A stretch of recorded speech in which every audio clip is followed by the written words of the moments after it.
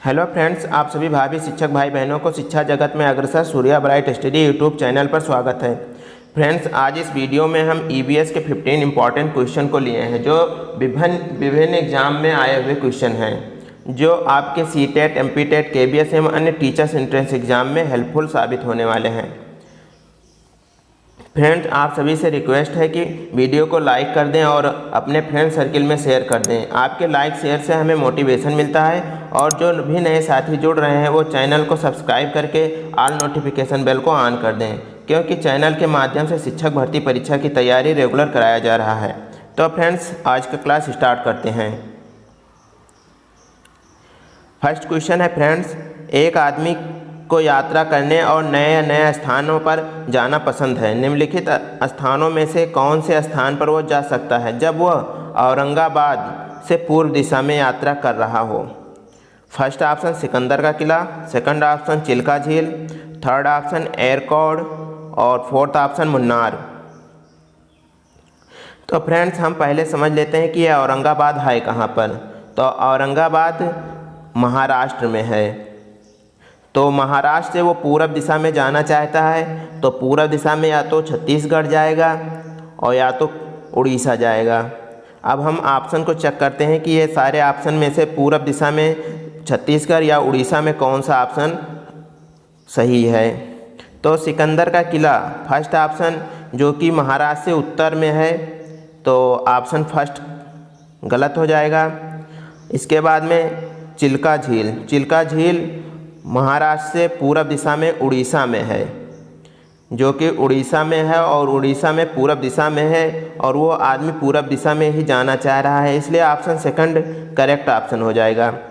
हम फ्रेंड्स आगे देख लेते हैं ये दोनों ऑप्शन थर्ड और फोर्थ कहाँ पर है। तो फ्रेंड्स, एयरकॉड थर्ड ऑप्शन है, ये हमारे तमिलनाडु में है, जो कि महाराष्ट्र से दक्षिण में है। और फोर्थ ऑप्शन मुन्नार, मुन्नार भी महाराष्ट्र से दक्षिण में है, इसलिए ऑप्शन थर्ड और फोर्थ भी गलत ही हैं। Option second correct option. Next question friends, पक्षियों में पाई जाने वाली निम्न विशेषताओं का अध्ययन कीजिए। सुडौल शरीर, खोखली हड्डियां, पंख और पर, स्थिर रहने वाले पैर और घूमने वाली गर्दन। उपयुक्त अनुकूलक विशेषताओं में से कौन सी पक्षियों की उड़ने में सहायता करती है?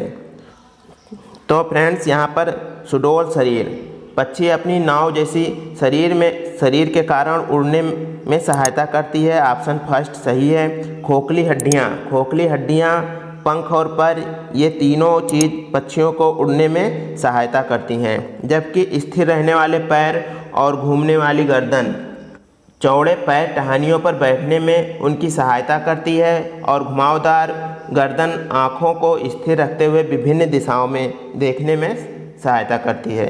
तो ऑप्शन नंबर फर्स्ट, सेकंड और थर्ड सही है, इसलिए ऑप्शन यहाँ पर ये फर्स्ट ऑप्शन सही हो जाएगा। यहाँ पर ये सेकंड लिखा हुआ सेकंड, तो option first correct option. Next question friends, पौधे में एक्स नामक एक प्रजाति होती है जो बड़ी संख्या में उगते हैं, लेकिन वे संसार भर में केवल भारत में वाई हिस्से में पाए जाते हैं। ये पौधों की कौन सी प्रजाति है? विलुप्त प्राय, जोखिमपूर्ण, स्थानीय, विदेशी।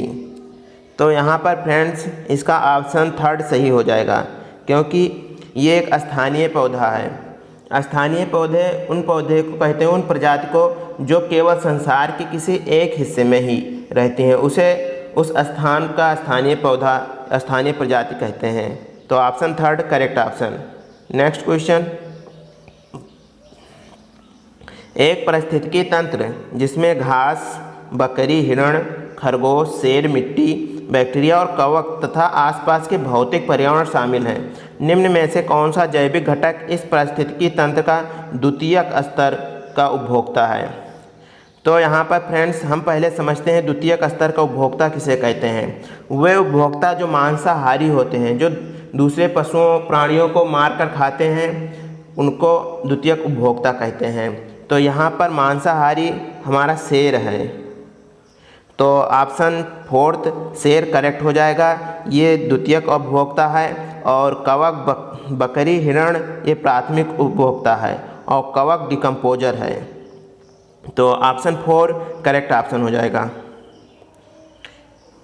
नेक्स्ट क्वेश्चन, स्वस्थानिक संरक्षण का एक उदाहरण है जीन बैंक, बीज अधिकोष, वनस्पति उद्यान, जैवमंडल संरक्षित स्थान।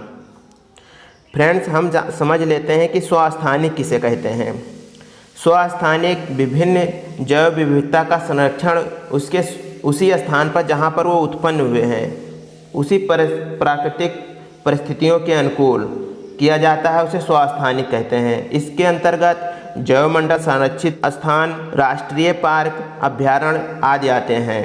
तो यहाँ पर जैवमंडल संरक्षित स्थान ये स्वस्थानिक हैं। Option number 4 correct option. इसमें जीन बैंक, बीज अधिकोष और वनस्पति उद्यान ये तीनों परास्थानिक प्रजातियां हैं। नेक्स्ट क्वेश्चन फ्रेंड्स, रीना महसूस करती है कि हाल ही में उसकी शारीरिक गतिविधियां बढ़ गई हैं और तदनुसार उसके शरीर के पोषणीय आवश्यकता भी बढ़ गई है। निम्नलिखित खाद्य पदार्थ समूहों में से कौन सा समूह अपने शरीर की वर्तमान आहार संबंधी आवश्यकताओं को पूरा करने के लिए शामिल करना चाहिए?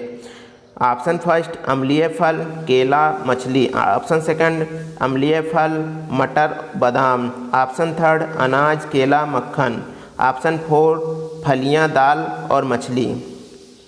तो फ्रेंड्स, यहाँ पर रीना की गतिविधियाँ बढ़ गई हैं, अर्थात जो लोग नियमित रूप से कठिन कार्य करते हैं उन्हें अधिक ऊर्जा की आवश्यकता होती है।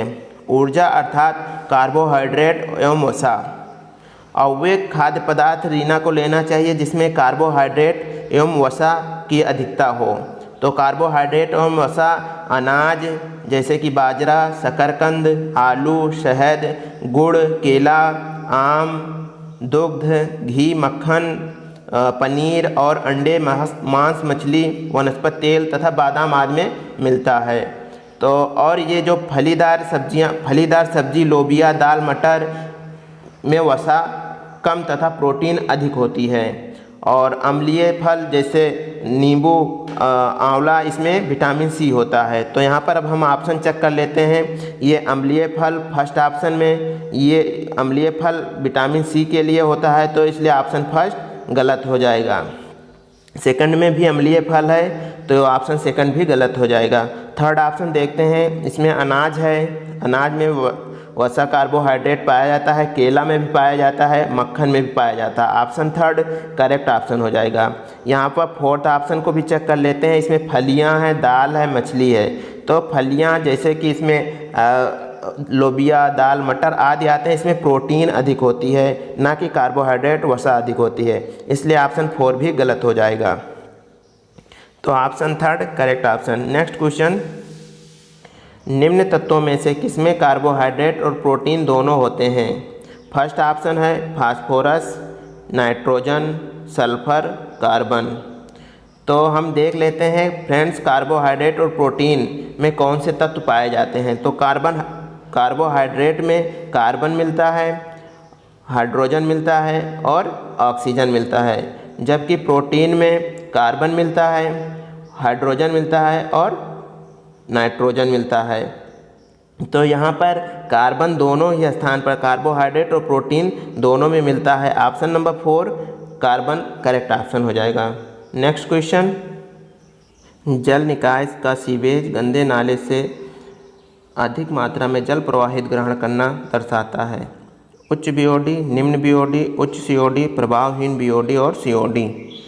तो फ्रेंड्स, यहाँ पर गंदे नालों में जैविक तत्व के रूप में सड़ने योग्य पदार्थ होते हैं। जब सीवेज जल निकाय में गिरता है तो बहुत सड़न पैदा करने के कारण उसमें जीवाणु और कवक की संख्या बढ़ जाती है।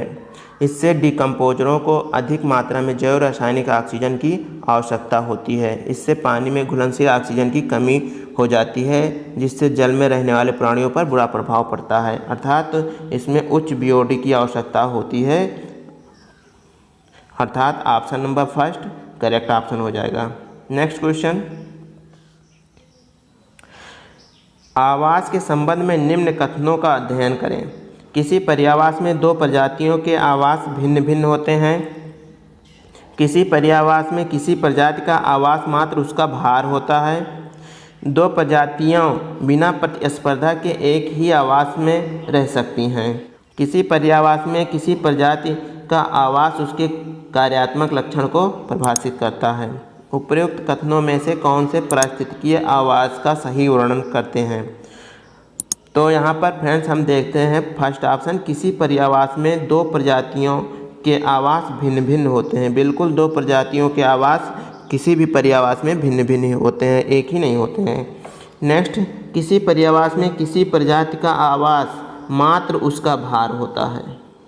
मात्र उसका भार होता है, गलत हो जाएगा, क्योंकि उसका भार ही केवल उसका आवास नहीं होता है, और भी बहुत सारे तथ्य होते हैं।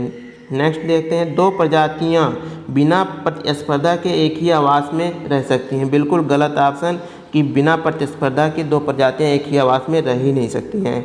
ऑप्शन थर्ड भी गलत हो गया। ऑप्शन फोर्थ देखते हैं, किसी पर्यावास में किसी प्रजातियों का आवास उसके कार्यात्मक लक्षण को परिभाषित करता है। बिल्कुल उसके कार्यात्मक लक्षण को परिभाषित करता है।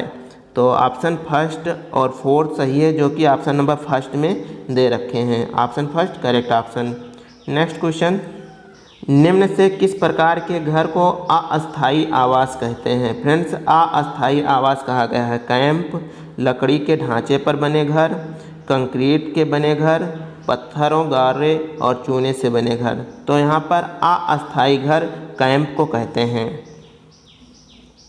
नेक्स्ट क्वेश्चन, एक पालतू जानवर को रखना और उसके साथ खेलना किस प्रकार एक बालक के विकास में सहायता करता है? सामाजिक सुगमता में, सामाजिक पालन पोषण में, सुदृढ़ बनाने में, चुनौतीपूर्ण में।